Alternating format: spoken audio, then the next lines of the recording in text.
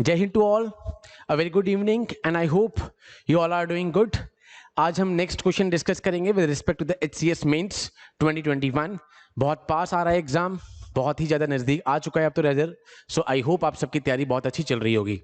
आज हम डिस्कस करेंगे with respect to the Haryana state employment of local candidates bill 2020। Although ये मार्च में आ चुका था, मैंने इसको प्रीलिम्स की अपनी सीरीज में भी करवाया था कि ये आपको पूछा जा सकता है, बट फाइनली अभी चीफ मिनिस्टर साहब ने कहा है कि 15 जनवरी 2022 को हम इसे इंप्लीमेंट कर देंगे। ऑल्दो इसके साथ ही कुछ सुप्रीम कोर्ट के जजमेंट्स जिसने इस बिल को चैलेंज करा है, जिनकी जजमेंट्स के बेस पर यहाँ पर कॉन्स्टिट्यूशनली ये चैलेंज भी हुआ है, वो भी हम इसमें करेंगे। प्लस ये लगातार मार्च के बाद से न्यूज में था, तो इसलिए हम इसको करेंगे कि अगर 1% जो हरियाणा वाले पार्ट से आपके पास क्वेश्चन आने हैं उसमें से ये क्वेश्चन बहुत इंपॉर्टेंट हो जाएगा। That is the Haryana state employment of local candidate bill 2020। अब इस क्वेश्चन में वैसे मैंने बिल्कुल सीधा डाला है कि डिस्कस कीजिए। अब आपके साथ इसके साथ जो भी इसमें ड्रॉबैक्स आ रहे हैं या फिर जिस ग्राउंड्स लीगल ग्राउंड्स पे इसको चैलेंज करा जा रहा है, मैं वो भी आपको साथ में यहां पर बता दूंगा। अदरवाइज अगर ये क्वेश्चन आया तो 7.5 मार्क्स कह सकते हैं कि आने को, तो ज्यादा 15 मार्क्स का क्वेश्चन तो ये नहीं बनता है, तो शॉर्ट नोट आ सकता है आपको इस बिल के ऊपर। तो आपके इसके की फीचर्स पता हो कि इसके अंदर कौन कौन से बेसिक की फीचर्स हैं। नाउ इस बिल में सबसे पहले तो ये चैलेंज इंदिरा साहनी जो 1992 में केस था कि 50% से ज्यादा रिजर्वेशन नहीं हो सकता, पहले तो उसको ही प्रोसीड कर दिया है, एक्सीड कर दिया है यहां पे। ठीक है, तो पहले हम इसके थोड़े बेसिक फीचर्स पढ़ लेते हैं कि क्या क्या फीचर्स हैं। This bill seeks to reserve 75% 3/4 of the new jobs for the local candidates in the various companies, societies, trusts and limited liability partnership firms situated in the state of Haryana। ये तो इसका सबसे basic पहला point है कि ये bill का basic M क्या है। ये एम क्या कर रहा है कि जो लोकल जॉब्स हैं, प्राइवेट जॉब्स हैं, वो 75% जो हैं private jobs up to the 50,000 तक की जो भी जॉब है वो लोकल कैंडिडेट्स के लिए रिजर्व कर दी जाएं। अब इस पे बहुत सारे सवाल उठ रहे हैं कि बहुत से फंडामेंटल राइट्स को ये वायलेट कर रहा है, बट यहां पर हरियाणा गवर्नमेंट ने ये स्टेप लिया है कि 75% जो जॉब है यहां पर अप टू द 50,000 उसको रिजर्व करा जाए for the local candidates of Haryana. Now you must be wondering also कि हरियाणा में 4th लार्जेस्ट माइग्रेशन है after Maharashtra, Gujarat, Bihar, after 3 states 4th largest in migration है। तो उसके कारण जो लोग बाहर से आकर हरियाणा में रह रहे हैं वो अपना आर्टिकल 19 क्लॉज 1 क्लॉज जी वो यहां पर वो कह रहे हैं कि हमारा वायलेट हो रहा है। तो यहां पर जो प्रोफेशन के लिए कि आप कोई भी प्रोफेशन वो कर सकते हैं, आप फ्री हैं, तो यहां पर जब वो कह रहे हैं कि 75% ऑलरेडी जॉब्स रिजर्व कर देंगे आप लोकल कैंडिडेट्स के लिए, तो हमारे लिए यहां पर जॉब्स अवेलेबल नहीं होंगी इन स्पाइट ऑफ कि उनके पास वो जॉब के लिए एक पर्टिकुलर और स्पेसिफिक टैलेंट होगा। तो ये इस ग्राउंड पे भी चैलेंज हुआ है, ये भी हम करेंगे। नाउ एज पर 2011 सेंसस, अभी 2021 का सेंसस क्योंकि नेक्स्ट मंथ आना है, तब तक मेंस हमारा हो जाएगा, so no need to worry, एक बोझ आपका कम हो गया है क्योंकि सेंसस अभी तक नहीं आया है एंड ना ही अभी तक फॉरेस्ट सर्वे आया है, तो इन दोनों चीजों से तो आप बच गए हो। The net in migration for Haryana during 2002 to 2011 was 8 lakh persons, which was the 4th highest among states in the country after Maharashtra, Gujarat and Delhi. तो चौथे नंबर पे हाईएस्ट माइग्रेशन है।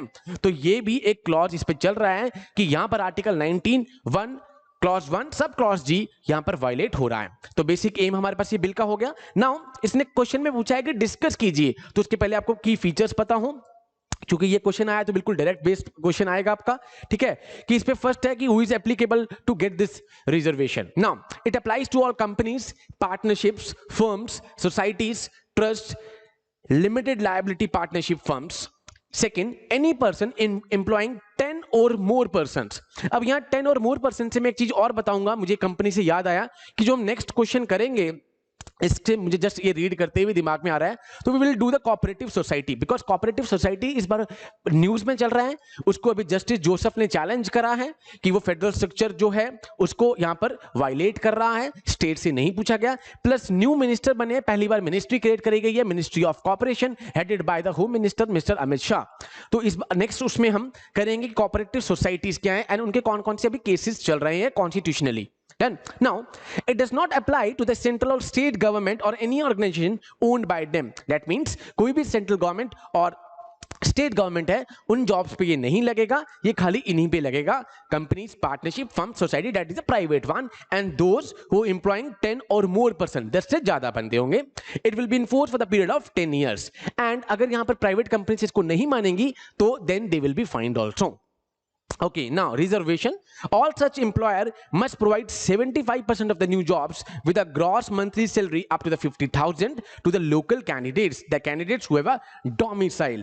अब यहां पर हमारे पास article 16 clause 2 and article 16 clause 3 यहां पर ये आ गया है गेम में कि डोमिसाइल से रिलेटेड अगर कोई रिजर्वेशन देनी है तो पार्लियामेंट पावर ग्रांट देता है, it does not lie with the state government, but यहां पर स्टेट ने खुद ही डोमिसाइल वर्क की बेस पे रिजर्वेशन रखी है। तो सेकंड जिस पे ये चैलेंज हो रहा है वो article 16 clause 2 and clause 3 and 16 clause 4 even जो है वो कह रहा है कि आप रिजर्वेशन दे सकते हैं in the public employment, not in the private employment. But यहां पर other than the Haryana, Andhra Pradesh भी ऐसे रूल बना चुका है एंड एक दो स्टेट्स और हैं जो इस पर ऐसे सेम 75% रिजर्वेशन पे रूल बना चुके हैं एंड स्टिल दे आर सब जुडिस, स्टिल उनके ऊपर जजमेंट नहीं आई है। ऑन द सेम लाइंस हो सकता है कि हरियाणा वाले जो ये है इसके ऊपर भी कुछ ना कुछ चैलेंज हो जाए, बट इसके की फीचर्स आ चुके हैं, फेब से ये न्यूज में चल रहा है तो हमारे मेंस के लिए इंपॉर्टेंट बन जाता है।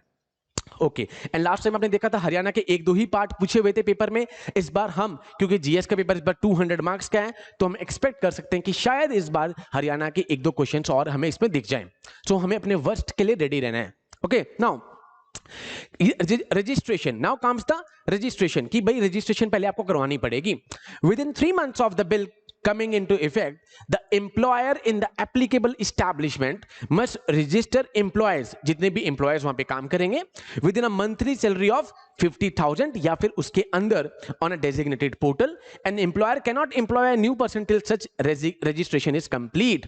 आपको हर employee की एक registration करवानी पड़ेगी जिसको 50,000 से नीचे आप तनख्वाह दे रहे हैं। क्लियर? Now, exceptions की कौन-कौन सी इसमें exception है? Now, employer may claim an exception from providing reservation to the locals if the adequate number of local candidates of the desired skill, अगर उसके पास वो desired जो skill है वो चाहिए वो नहीं है, qualification और proficiency are not available, अगर ये चीजें available नहीं है, skill, qualification and proficiency, तो आप यहां पर respective private company उसको job देने से मना कर सकती है and उस टाइम पर state government कोई भी intervene नहीं कर सकती। Now, this claim will be evaluated by, कौन evaluate करेगा? On the rank of deputy commissioner or the higher. The officer may accept the claim, may reject the claim with the recorded reasons, may direct the employer to train local candidates to achieve the desired skills. आप देख रहे हो कि state government कितने efforts ले रही है यहां पर अपने लोकल कैंडिडेट्स को वो करने के लिए कि अगर आपके पास वो डिजायर्ड स्किल नहीं भी है, आपके पास वो डिजायर्ड क्वालिफिकेशन नहीं है, आपके पास वो डिजायर्ड प्रोफिशिएंसी नहीं है, तो यहां पर वो एम्प्लॉयर को यहां पर ट्रेन कर सकती है कि आप इसे लोकल कैंडिडेट को ट्रेन कीजिए सो दैट ये डिजायर्ड स्किल और प्रोफिशिएंसी को गेन कर सके। क्लियर? वन रजिस्ट्रेशन हो गया, एक्सेप्शन हो गया and what is the aim of this bill वो हो गया and who is applicable for this वो हो गया। नाउ offenses कौन-कौन से हैं?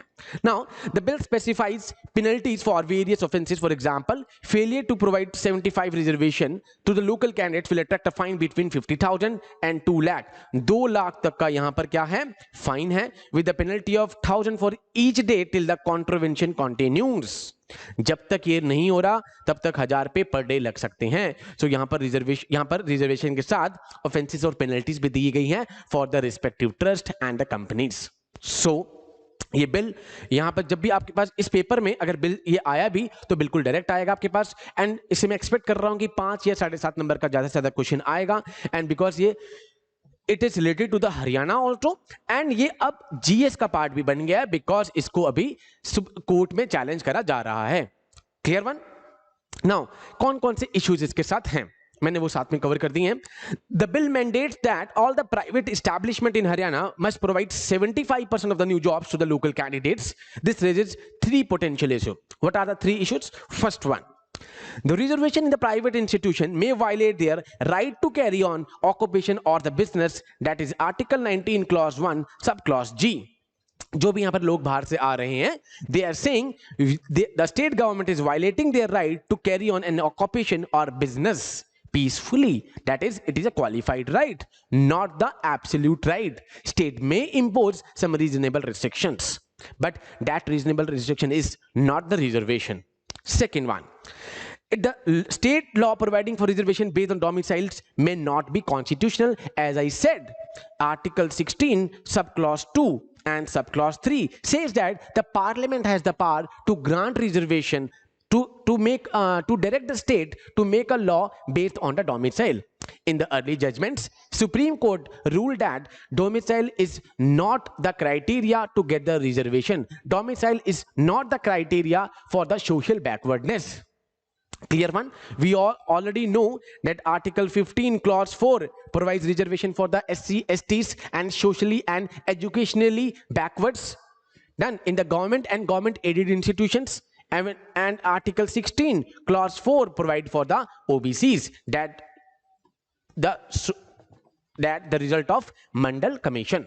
And after Mandal Commission, the famous judgment, Indira Sahni judgment, that reservation cannot exceed 50%, except some circumstances, except some desired circumstances, exceptional circumstances. But here the exceptional circumstances is not that you provide reservation based on the domicile. Okay, now third, it may violate the guidelines laid down by the Supreme Court in the past, that it cannot exceed 50%. So these are the three issues related to this bill. Now, first is violative of Article 19 clause 1 subclause G.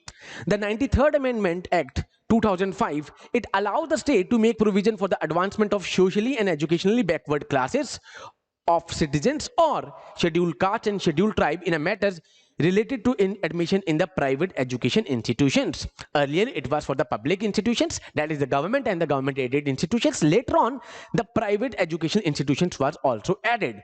However, it does not provide the power to the state to make such provision for employment in the private institutions. It is not applicable in the private institutions. Now, therefore, the provision for the reservation may violate Article 1 clause 1 subclause G. That means you can private institutions jitne bhi hain, they are allowed to give reservations, that is based on the SC and STs in the admission time. But when it comes to the employment time, they cannot give reservation. Here the amendment says, the amendment does not provide the state with the power to make such provision for the employment. For employment you cannot say, but for the admissions you can give reservations. So जो private institutions हैं वो अगर चाह रहे हैं कि reservation दिया जाए जब उनकी कॉलेजेस में, for example Chitkara university, any university मान लो, ठीक है, वो अपने एडमिशन के टाइम पर दे सकती है. बट नाउ हियर से द प्राइवेट एम्प्लॉयमेंट में यहां पर कोई भी रिजर्वेशन का नहीं है. That is it is a violative of article 19 clause 1 sub clause G. Second issue is the domicile one.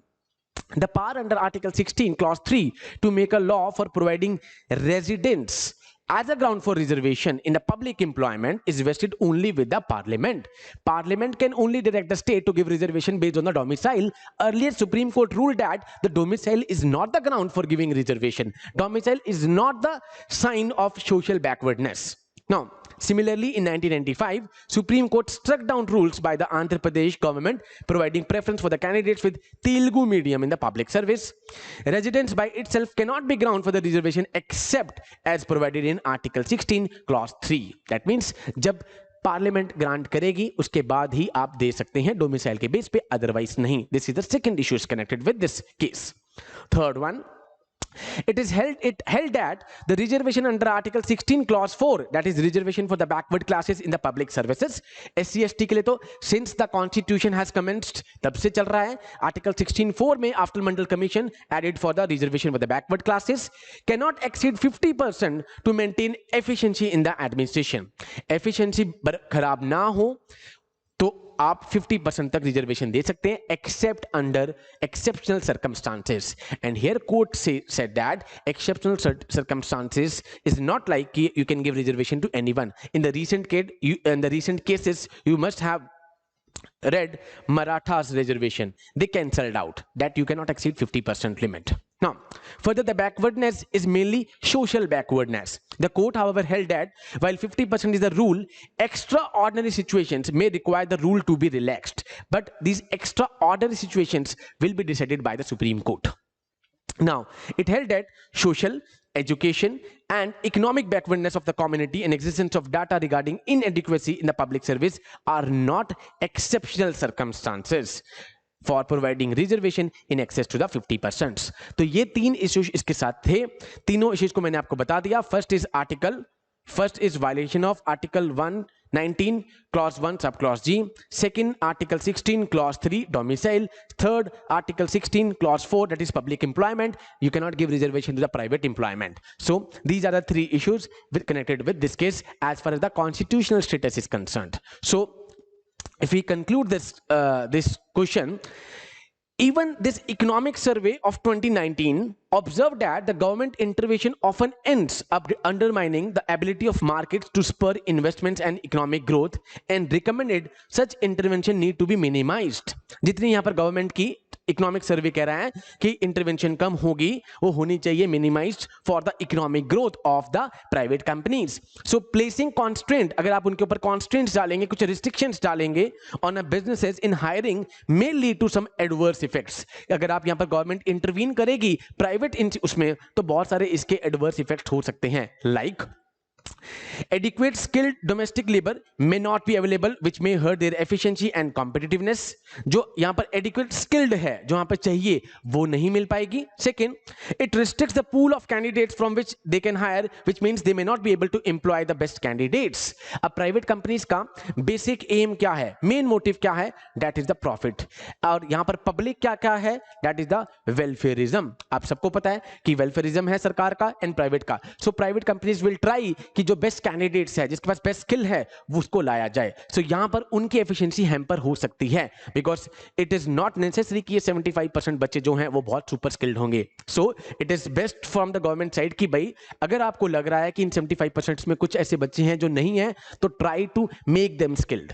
आप उन्हें जितना स्किल करेंगे तो धीरे धीरे यहां पर स्टेट में इकोनॉमिक ग्रोथ होगी. जितनी उनको जॉब्स मिलेंगी तो क्वाइट ऑब्वियस है इकोनॉमिक ग्रोथ भी बढ़ेगी, उनकी पर्सनल ग्रोथ बढ़ेगी, एंड उनकी फैमिलीज जो हैं वो भी, ये फैमिली की कंडीशन जो है वो भी इंप्रूव होगी. तो इसका एक पॉजिटिव इफेक्ट भी है कि यहां पर बहुत अच्छा इकोनॉमिक ग्रोथ का मॉडल मिल सकता है. ऑल्दो स्टार्टिंग में थोड़ी प्रॉब्लम फेस करनी पड़ सकती है, but in the long term वो फायदा दे सकती है, and it may be the motivation for the youngsters. So यहां पर इस क्वेश्चन को आप इस तरीके से कंक्लूड कर सकते हैं. हमने बिल के बारे में पढ़ लिया, उसके इश्यूज कौन से हैं, एंड कॉन्स्टिट्यूशनली कौन किस किस लेवल पर उसको चैलेंज करा जा रहा है वो कर लिया, and how it can be concluded like this. So with these words I am concluding today's question, and my next question hopefully will be related to the cooperative society, because cooperative society लगातार news में है. So will discuss the cooperative societies and the issues connected with the cooperative society जो recently अभी supreme court में challenge हुआ था. सो with these words I am concluding. Jai Hind to all. Take care.